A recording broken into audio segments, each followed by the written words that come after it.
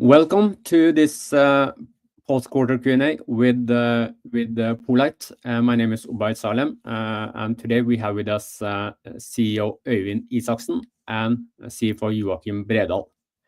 The management will go through a short slide presentation, Q4 highlights, and afterwards we will have Q&A where the viewers can submit the questions during the live webcast. If you're watching this webcast from Finansavisen Quarter or social media, remember that you have to go to poLight's profile on InvestWeb in order to submit questions during the live presentation. We also got a little bit feedback last time that the video quality was low. So if you have low resolution, you can just click on the video player on the bottom right corner. There you can change the settings to 720, I think. With that, I will give the floor to you, Øyvind. Thank you so much, and welcome to those who join us for today's Q&A.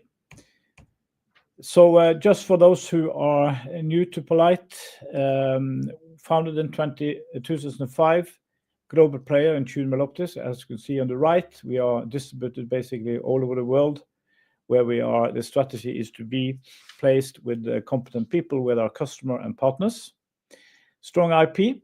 We have a technology which is enabling really good user experience in several kind of products, everything from consumer, e.g. AR/MR, industrial and healthcare. As you can see on the top right corner, you show pictures of the different use cases we are exploring. We are just above 50 employees. We are fabless, meaning we can do a lot of things with relatively few people because we have partners supporting us. Headquartered in Tønsberg, as I said, distributed around the world and listed since 2018. Unmatched technical characteristics, we like to say, and it's about speed, it's about compactness, constant field of view, EI, no breathing, and extremely low power consumption, which is very, very important in all kind of wearable products. As you have seen from Q4, likely, the revenue is still low. So the kind of ongoing market activity didn't really translate into significant revenue. But I think it's fair to say that the position we are building step by step in the market, in different market segments, is extremely promising. We have, I would say that we are more and more, as we profile ourselves, as we participate in the shows, we are becoming increasingly known and I would say respected. We have design wins in all high priority market segments. We are consumer, we have references, AR/MR definitely, and industrial. So I think the basis for having good progress in the coming years is definitely established. We also have the last, say, year implemented important technology programs, future-proofing the company. The manufacturing setup is step by step improved and professionalized, which is very important when we have kind of due diligence processes with customer. They need to see that we are able to kind of robustly supply quality goods to them. Also, when we have installed these or started these technology programs, this is super important for our customers so that they see that we have a roadmap which fits their future plans. We have built an organization now which is, I would say, extremely competent, very willing, very motivated for all the things of opportunities and challenges that lies ahead of us. In addition to kind of having established key references in established market segments, which we have put highest priority on, we do have other market segments which also in the future can represent I would say, big opportunities for us, but we haven't really started exploring them very actively. But we keep having them in mind when we in our future kind of execution of delivering on the roadmap. So we feel that a lot of the basis is there. Still, of course, there are things to be improved by dedication, by working hard, constantly taking a market and customer approach. poLight's progress will continue going forward. Okay, so that is the quick intro, and then we are ready for Q&A. Thank you very much, Øyvind. Can you see us? Yes, I can. Good. Just to remind you, the viewers again, if you are watching this presentation on other platforms than InvestorWeb, you have to go to poLight's profile on InvestorWeb in order to submit questions. And if you guys experience a low video resolution, click on the settings on the video player to change the resolution. Okay, let's jump into the pre-submitted questions. The board of directors are responsible for decisions regarding capital raising. What advice and description of the current situation will you provide to the board to support them in this process? Of course, the need. This is something which is also continuously evaluated and is being discussed on a regular basis with the board. And what we have said before is that any need for capital rise financing is continuously considered and discussed. And as soon as there is any kind of concrete activity ongoing in that direction, we will announce that to the market. There's no doubt that for us, it is important that the customer sees us as well-financed. We are working with big companies, and of course, they are definitely, I would say, considering us as a long-term partner. And the long-term partner, they need to see that are sustainable and will be able to be financed over time. So this is, of course, an important aspect. We have been, for many years, well-financed. That will still be the strategy.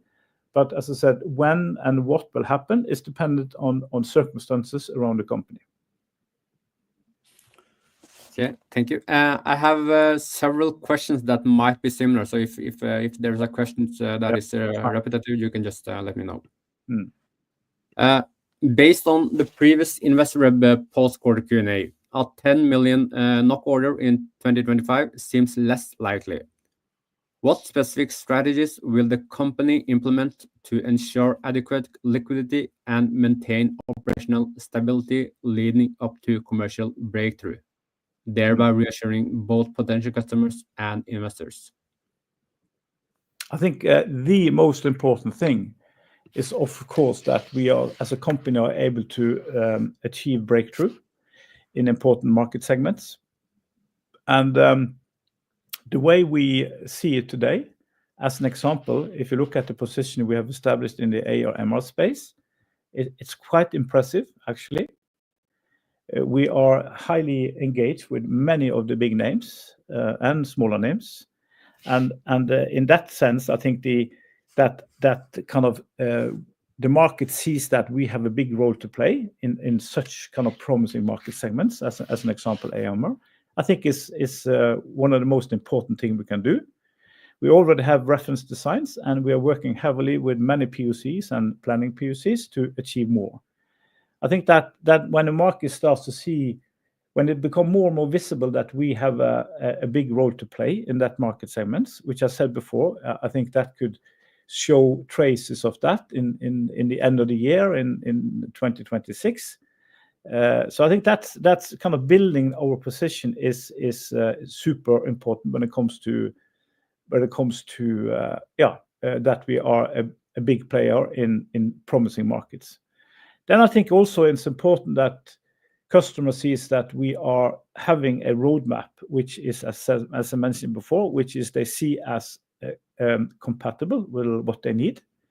So us stepping up on the R&D front to kind of show that there are plans for bigger TLens, for smaller TLens, for TWedge, for resolution enhancement. These kind of solutions they see that the poLight as a partner can give them which fitting the future roadmap is also something which is extremely important. And then of course that also our partners and customers sees that we are kind of able to be sufficiently financed is definitely an important part, and that's why we have never ever in my history in the company been anytime financially stressed. There have always been possibilities for us to show that we are robust position when it comes to finance. Then of course we need to be careful with the spending. We need to show that we can manage the situation when it comes to that, do things we can afford to do. And then we need to balance that with things we need to do to build a strong position from a technology perspective. Just comment on both that question and sort of the last one too, just to give you an insight on the inside of how we work with the board and how we work with our financial forecasting.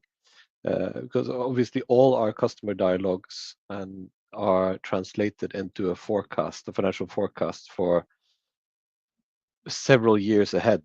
And so the way we work with the board is that we give regular update on this, so they are constantly updated on the forecast on this current state, and they know our prognosis very well. So they can foresee quite early any need for a capital raise. They'll see that quite early in the process.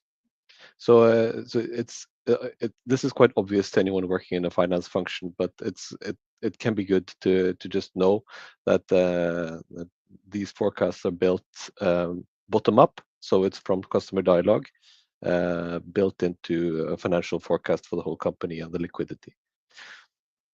So we follow this very closely. Yeah, thank you very much for the input, Joachim.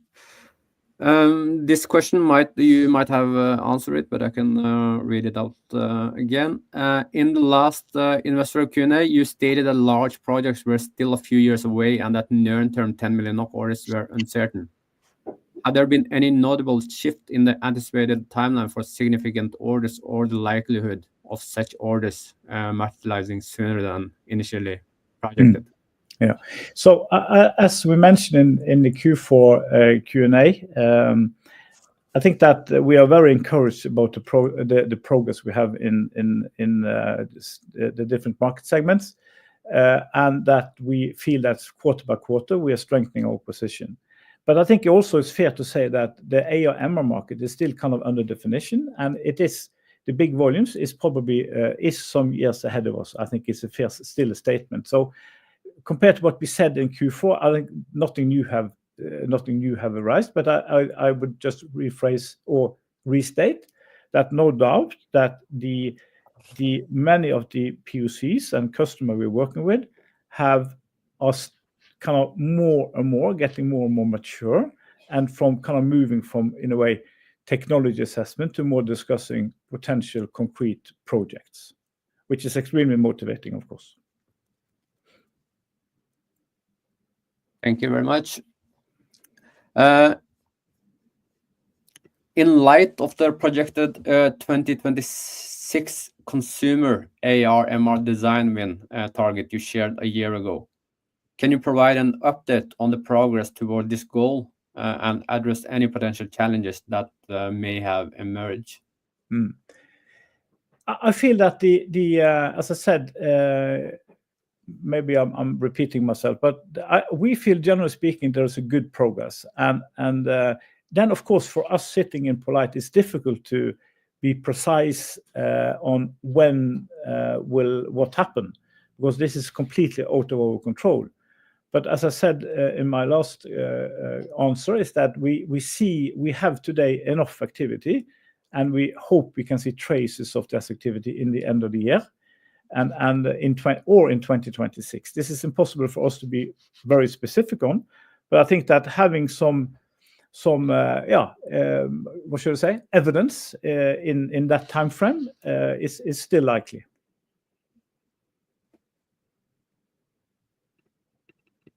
Øyvind, you mentioned at the Q4 the new project within professional AR/MR is a more interesting project than the two that disappeared.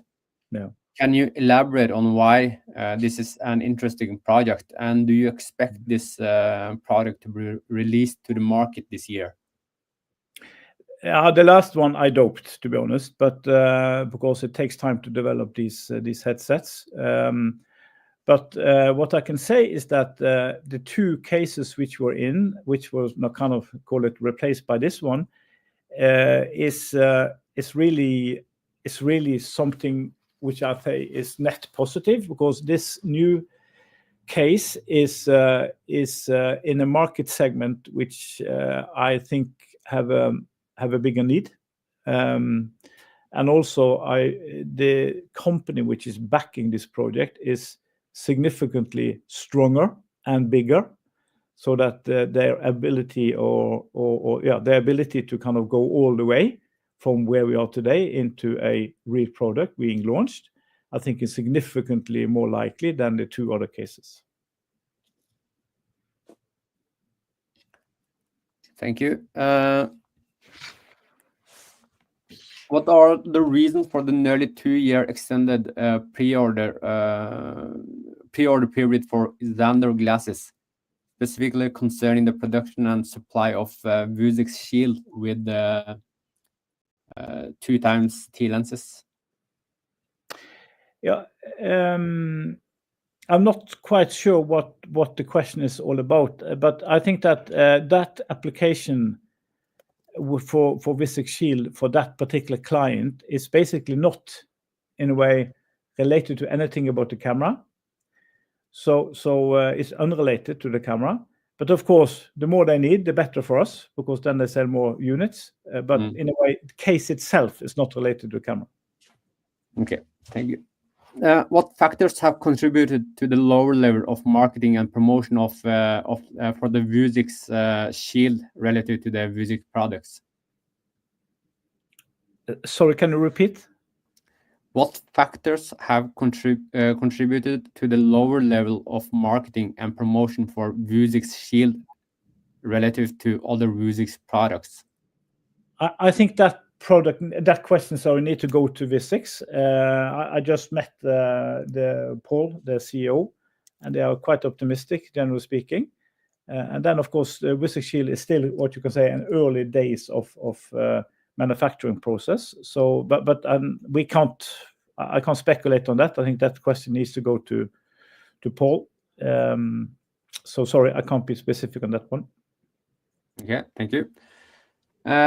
Remember, viewers, you can submit questions in the chat if you have some follow-up questions. Mm-hmm. Regarding the display solution that has been on a roadshow since December 2024, when selling this solution to a customer, is the process similar to what we know from poLight product implementation involving POC,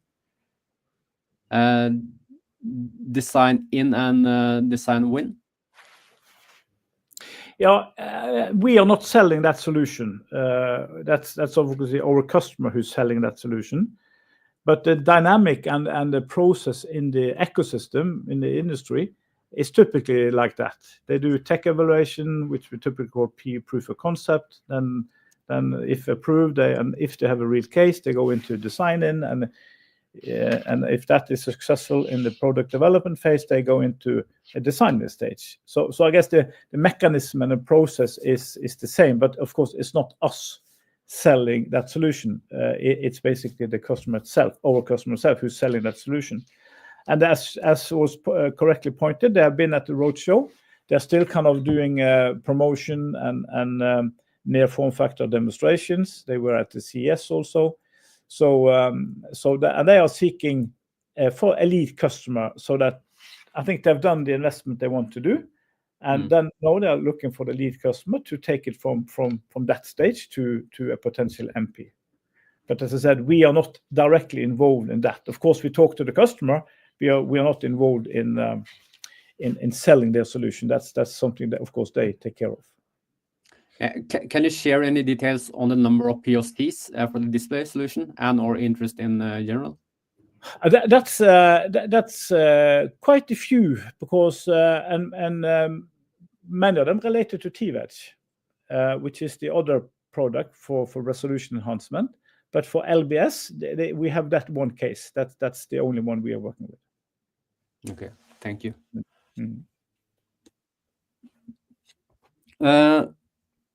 Now that TLens customers have seen TWedge, are you seeing projects being postponed because they want to use both TLens and TWedge? No, not really. I would say on the opposite, or on the opposite, I would just say, as a comment, I feel that having more than one product to offer to the same customer is something we see as an advantage. As mentioned in the previous Investor Web Q&A, could you provide an update on the process of the TLens selfie camera integration with two smartphone OEMs in relation to the camera module suppliers demonstration roadshow? Yeah, so this is kind of ongoing, and they are kind of promoting and meeting different kind of OEMs to demonstrate the capability. I think it's my comment to this. I need to be a little bit more generic. This market segment is a challenging market segment at the moment. It's very, very cost sensitive, and our solution is fitting the selfie camera, which is even more challenging because the budget in the selfie camera is very low. But we keep pushing, we keep supporting, and we will continue to do that, because of course this is a big market. But I would say that generally speaking, the most activity from our side, in the consumer side, is more related to the AR/MR cases. Some also more and more visibility on more like laptop/webcam activity. So maybe those are more seen from our side active now than smartphone activity. Then, as you know, we have done many things to improve that situation and position us for future smartphone by making solution which is potentially cheaper to integrate, and also for having solution which can fit the back camera. But these are very challenging projects, and I think, as I said, the main push we see from the market now is related to other market segments than for consumer side, like AR/MR and others. Thank you. Are any of the ongoing non-AR consumer PLCs discussing specific products where they intend to use the TLens, or are they all still in the technical evaluation phase? Yeah, I think I would still say they are at the technical evaluation stage, but of course they don't do that evaluation if they don't have any plans. So I guess there's a little bit mix of that. In the Q4 presentation, it was mentioned that you have received a sample order with an industrial field worth 400K for a new application or customer. Can you share any details about this application and the potential revenue from this project?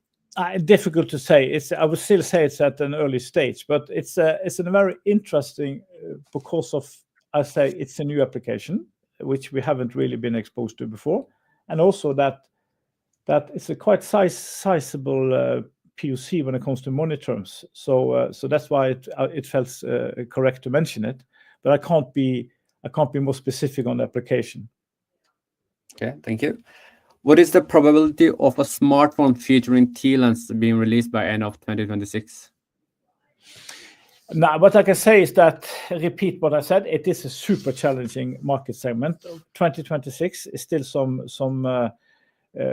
quarters away, so nothing is impossible. And what I can promise is that we will never give up pushing for that, but there has to be some changes in the sentiment in that market for that to happen. Okay. Which do you anticipate will reach the consumer market first in mass production? AR, MR, smartphones, or laptops? Good question. I think if you look at the number of cases we are exploring, I think that if you do the probability assessment based on that, I think the AR/MR has the biggest pipeline. But then we also know that the AR/MR has for many years been shifting to the right. So that means that maybe other can come first. But if you look at the number of cases we're working with and the maturity of them, I feel that AR/MR has a good opportunity to be first. But things can change, and we've seen that before. If you look at the attention to AI, AR/MR at the CES and the Photonic West AR/MR section, it was a drastic up in activity and in kind of companies profiling themselves in the AR/MR space. So there's no doubt that something is happening. I met one of the major OEMs. We had a meeting with them, and he said to me that, it's not like every major OEMs you can think of, I'm sure, he said, quote, will go into the AR/MR space. So of course, and that's a strong statement. And I think that we don't really understand how big this can become. But of course, it is some technology challenges which needs to be solved, not at least in the display side, which has to be kind of unlocked. But I think there are clear signs of that things are happening. But then, of course, if you have the smartphone, of course, you have the laptop, you have that kind of already existing markets, because AR/MR high volume market doesn't really, it exists, but it's still in the early days. So those markets can, of course, also surprise us. But as I said, based on the activity we have today and the number of POC, which is relatively mature, I think it's fair to say that is something which we are hopeful in. Yeah, thank you very much. We haven't got any questions in the chat. That's actually unusual for poLight. So I'm not sure if the members or the viewers can send in questions. Can those of you guys are listening, can you submit some questions so we are sure that the technical stuff is working as it should? Just send a test question. Yeah, or actually we got a big question here. And by the way, we also have two questions come into InvestorWeb during this the last 10 minutes. Okay. In the Q&A for your profile. Yeah. Maybe you can read them out loud. Absolutely. Are there more frequent public talks with Øyvind being planned for poLight YouTube channel, and who is your target audience for these videos? Yeah, so yes, we are kind of trying to get these kind of conversations. We did one with Phenosis, sorry, Mini 2P supplier. And then we did one with Paul at Vuzix. And we always try to kind of, try to convince customer to have these kind of chats with us. Or others, and so we will continue to do that, and hopefully there will be a few new ones coming up in the next couple of months. So yes, this is something which we actually were trying to use, and it's quite popular. Okay, so one more question. Can you elaborate on your thoughts about disparity correction? Carl Guttag mentioned you in his blog post after SPIE 2025 and is quoted below. I mentioned that I was seeing considerable discussion about disparity correction at AR, VR, MR to people from both companies, poLight and Cambridge, and they both indicated that they were looking into it, quote Carl Guttag. Yeah. Yes, this is on and off on the on the agenda. But there's nothing, I would say, significant to report or any major activity. But yes, this is something which is coming up now and then. Carl has also been talking to us about TWedge, and he has quite updated information on that. And when it comes to TWedge, there are definitely many different needs we can apparently cover, which is over and above what we have kind of anticipated. But yes, it's on the table, but nothing concrete we have started developing. Thank you very much. Were there some other questions, Joachim, on Q&A? No. Okay, thank you. We got some questions here from Steinar in the chat. It's a long question. There were 2 design-in AR glasses that were cancelled in Q4, and one new one came in. How would you describe this new design-in that came in relation to the 2 that went out? Can you say something about one of the design-in that went out? Was that with a customer that you have already launched glasses with? Maybe you can answer the first part first. Yeah.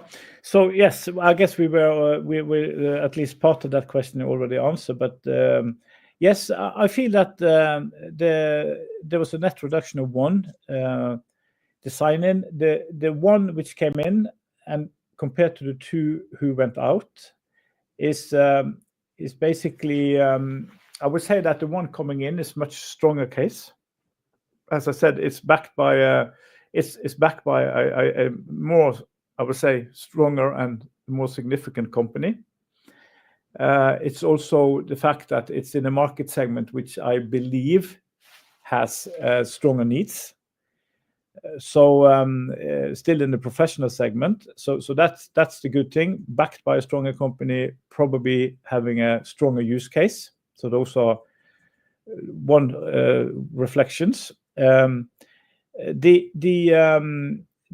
the one of the design wins which was stopped is related to a customer we already have. That's correct.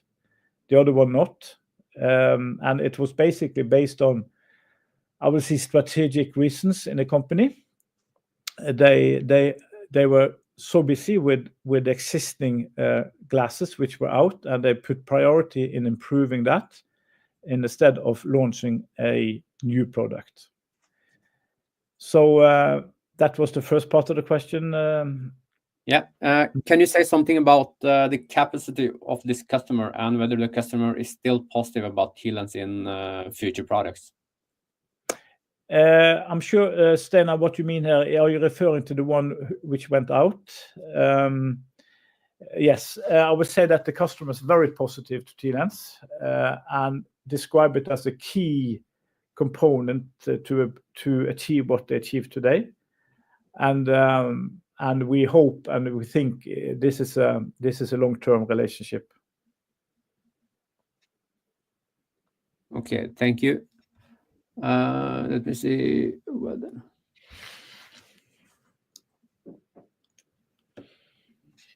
Okay, I see.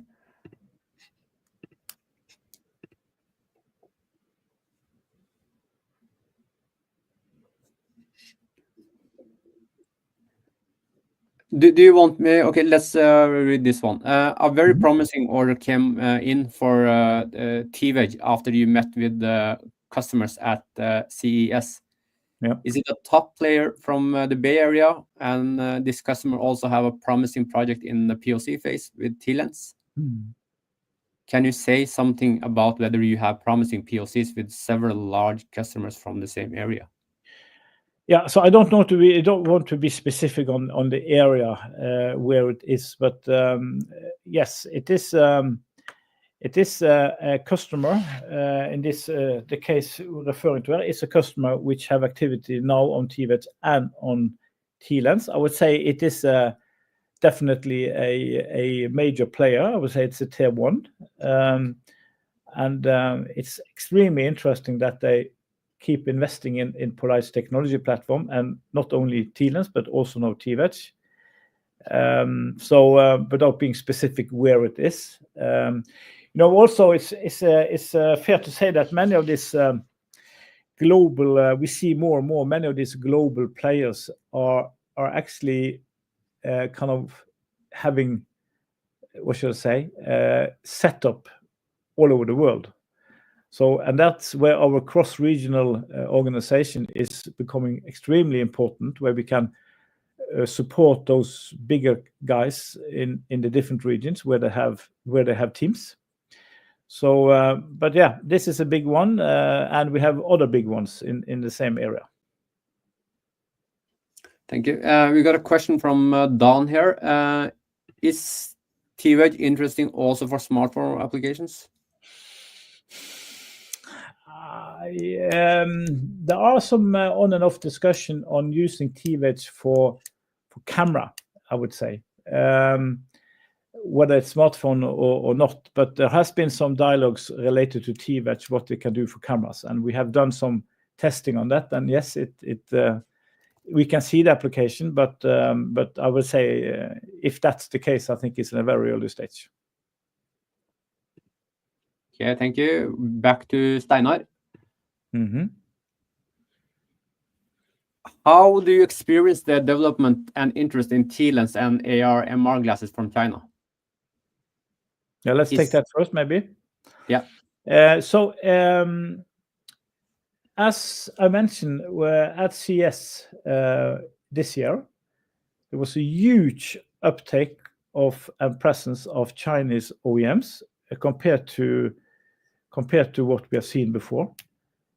And when I refer to that guy who said that, we believe that all the major OEMs will be kind of active in the AR/MR space with products. That was kind of a comment coming from Chinese OEM. I think that no doubt about it, that it has so far been driven by the Bay Area guys. No doubt about that. But we can see more and more is coming from other parts of the world also. Japan, yes, Japan is an interesting area. And there also we have famous names from Japan, as you all know, big brands. They are there. So also on the AR/MR space, they are definitely there. Although I would say that they are a little bit behind rest of the world when it comes to technology in that area, but they're there, and I'm sure they will be there also. And then when it comes to Japan and other verticals, I would say that the type machine vision, laptop, other kind of products like that is also important verticals in Japan. Yeah. And the last part, can you tell us something about how you are doing on the yield on the best batches that are running in production? Those shows quite good numbers, actually. We have a target of yield of 95+%, and I definitely see that potential is possible to achieve. So that's, we are quite optimistic on that.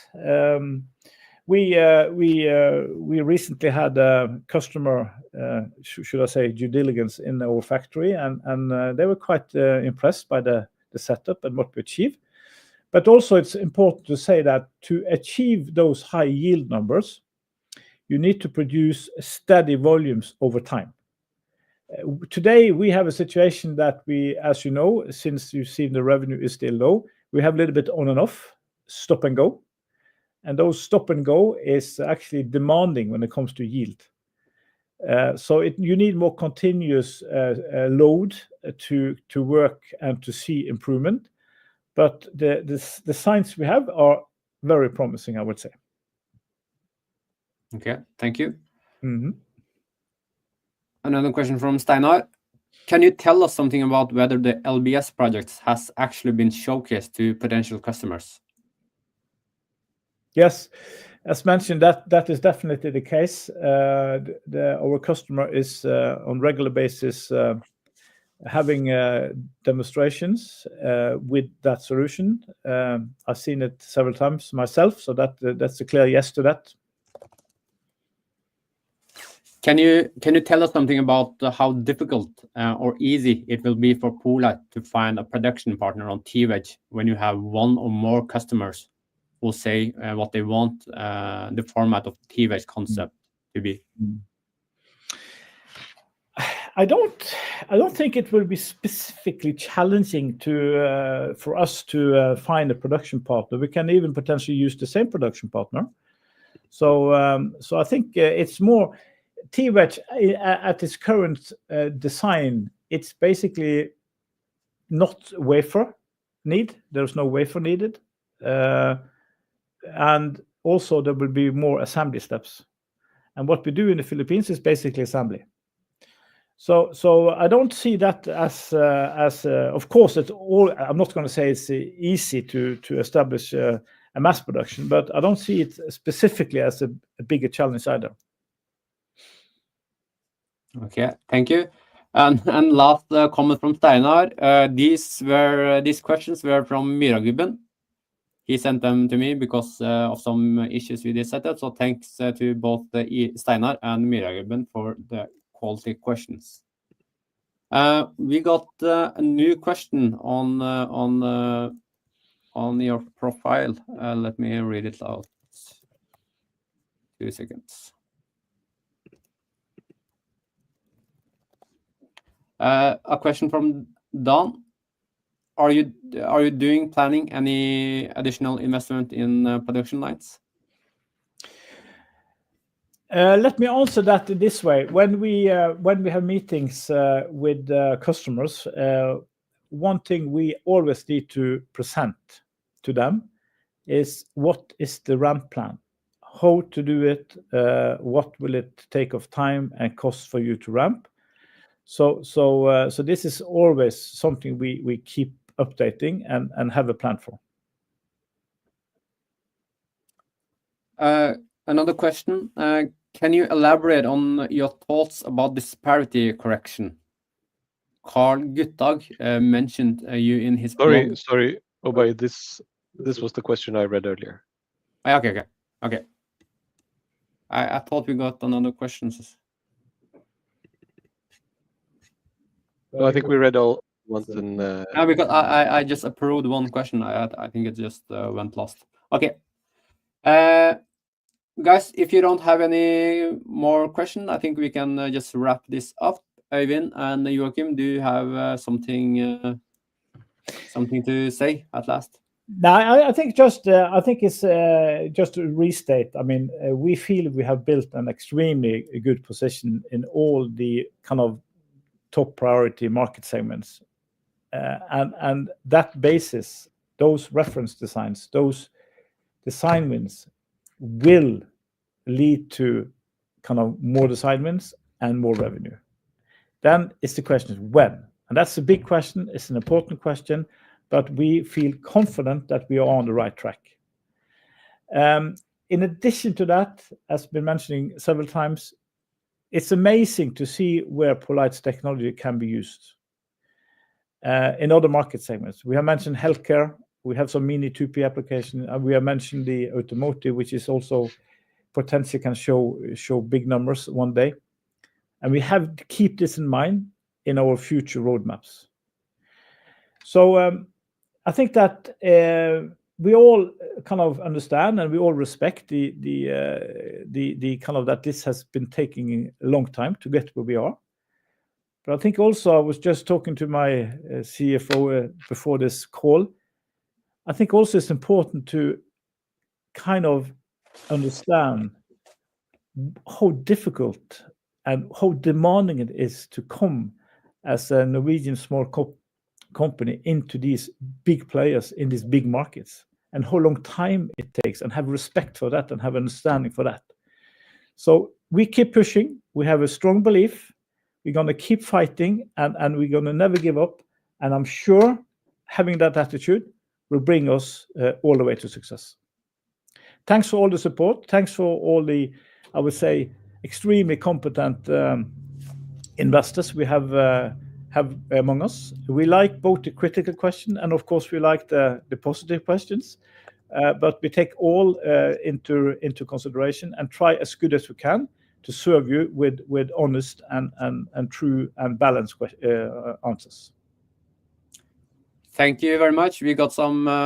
Thank you for being persistent and working hard every day. Impressive work so far. See you on Q1. One of your shareholders. Thank you. I believe I know Christopher Evje.